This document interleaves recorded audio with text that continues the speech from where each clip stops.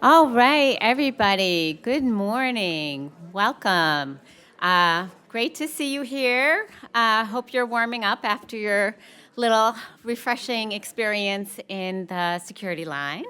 My name is Maureen Conway. I'm a vice president at the Aspen Institute and executive director of the Economic Opportunities Program. And it is my very great honor to welcome you to our third Employee Ownership Ideas Forum. On behalf of our team at the Aspen Institute and the team at our partners at Rutgers University's Institute for the Study of Employee Ownership and Profit Sharing, I'm delighted to welcome you, and I really very much want to thank our sponsors, our partners, at JP Morgan Chase, at Prudential Financial, at the Ford Foundation, and at the Sorensen Impact Foundation. We're so grateful for your support and partnership in this work, and we couldn't do it without you. Also, a huge thanks to Senator Chris Van Hollen and his team for arranging for us to get this room, and to Blake Moore and his team for arranging for us to have our reception this evening in Rayburn Cafe. Please join us for that afterwards. I also want to mention, I had hoped to welcome our live stream audience, but apparently we're having a few technical difficulties right now, but we are recording this event, and hopefully we'll be live streaming it eventually. So just want to make everybody aware that the event is being recorded. This year is our third year in doing the Employee Ownership Ideas Forum, and I'm so excited to do it. And I just want to say, for the Economic Opportunities Program, our mission is to advance promising policies, strategies, and ideas to help low and moderate income people connect to and thrive in a changing economy. And that's our sort of little mission statement, right? And I've been doing this work for 25 years. We've worked on a lot of different kinds of strategies. But I have to say, employee ownership is one of the strategies that I think just has the most promise for really fulfilling that mission, for really giving people the kinds of opportunities that help them build solid livelihoods, that help them build futures, that help them have the kind of participation in an economy that they're looking for. It's been great partnering with our colleagues at Rutgers for longer than the 3 years we've been doing this. Been working with Joseph for a number of years now. I'm not going to count them all. And I just want to say, in the research that I've seen and in the many examples that we've seen, we've really seen the power of employee ownership play out again and again. We've seen how employee ownership can really transform the experience of work for working people, right? So giving them really a sense of a stake in the company, right? So giving them really that feeling that what they do matters, right? So we've spent a lot of time thinking about what makes a good job for people, and people are looking, yes, of course, for pay that they can live on. But they're also looking for their work to be respected and to matter, and they're looking for sort of a future, right? So not just like a paycheck today, but something where they really see a future for themselves. And I think real employee-owned companies really give that experience to their workforce. At the same time, we hear from so many business leaders about how they built these businesses and really the meaningfulness of their business, and how they've just become advocates for this. So I think employee ownership really also transforms the experience of management and being a business leader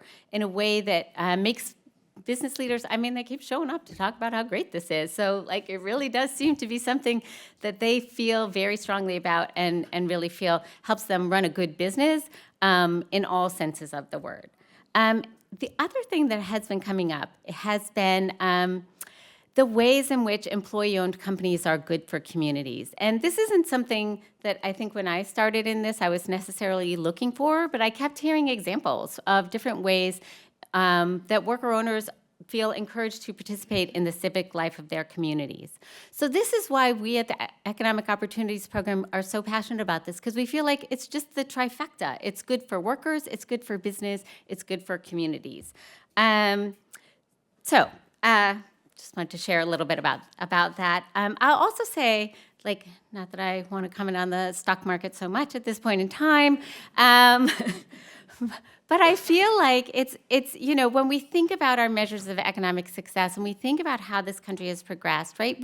We are we really are proud of sort of being the richest country in the world, right? And yet when we look at sort of the wealth that has been generated by business and we look at sort of the stock market, we see that 90% of the value of that stock market is held by the 10% of richest households, right? And 50% of American households really don't participate at all.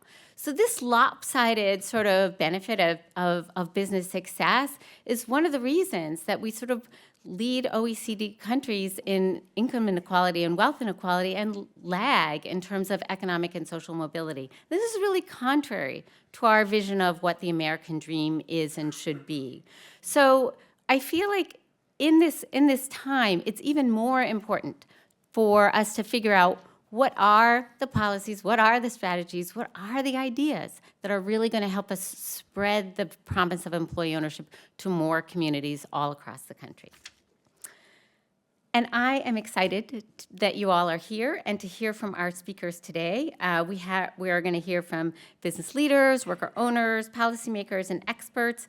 And so I'm just going to say, let's get started. And now I get to turn the mic over to my friend and colleague, Joseph Blasi, who is our national treasure in all things employee ownership. So Joseph, let me turn it over to you.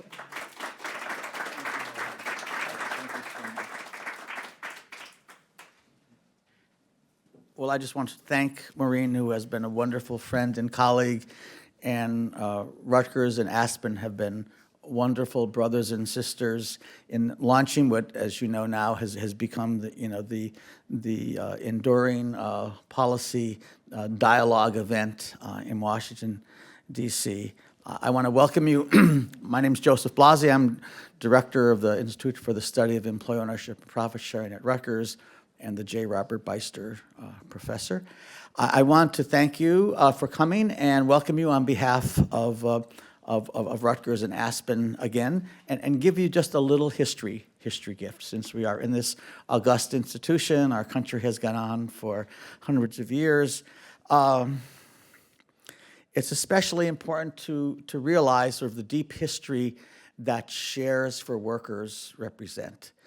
The very first economic policy legislation signed by the first president of the United States, George Washington, had a significant part of it dealing with shares for workers.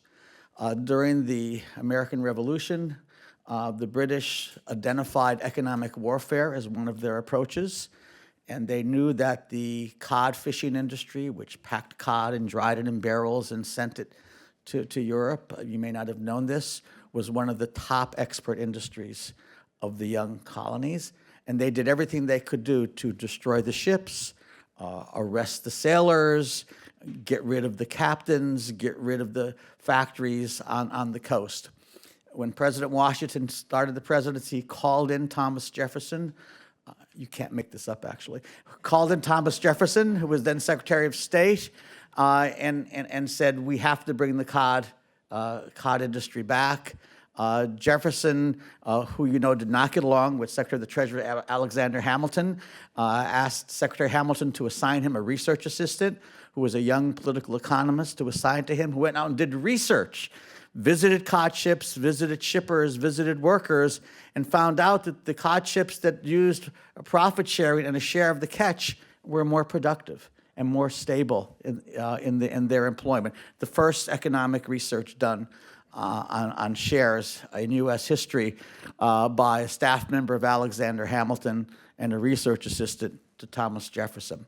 This then made it into legislation, and they essentially gave something equivalent to tax credits to new ships that were built that would bring back the cod industry. Interestingly enough, the tax credits were split between the owners of the ships, and at that time the owners of the ships were doctors and lawyers. People had a lot of extra capital who invested in shares of ships, and and a large amount of the tax credit was paid in cash to the workers. This was managed up and down the Atlantic seacoast by Secretary of Treasury Alexander Hamilton's staff. Okay, many of them, in a lot of those, you now know them as the most famous seafood restaurants that are in the customs houses up and along the Atlantic, the Atlantic coast.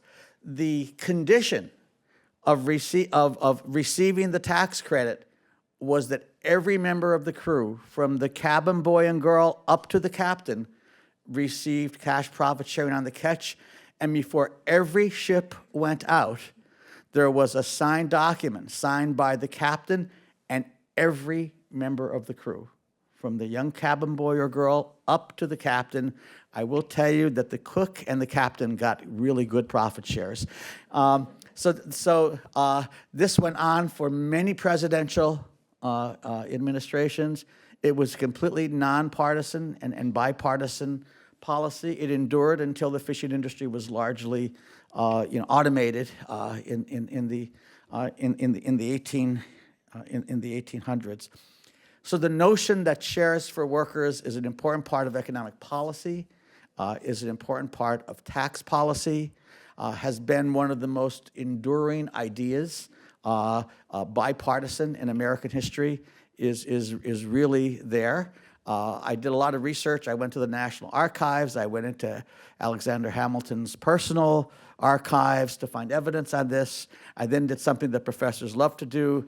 I went to archives in libraries and shipping museums up and down the Atlantic coast. And there I found that in addition to the profit sharing, the workers developed a secondary equity shares market in ownership shares in the ships and the boats themselves. So, we've talked about research showing that about 70% of ESOP companies provide also cash profit sharing. ESOPs have reunited the marriage between equity ownership and cash profit sharing that we saw in the late 1700s in the United States. So this is a very proud part of U.S. history. You can go to the National Archives and you can actually get copies of those signed documents with all the signatures from the cabin boy and girl up to all the members of the ship. So anyway, just delighted to share that little story with you.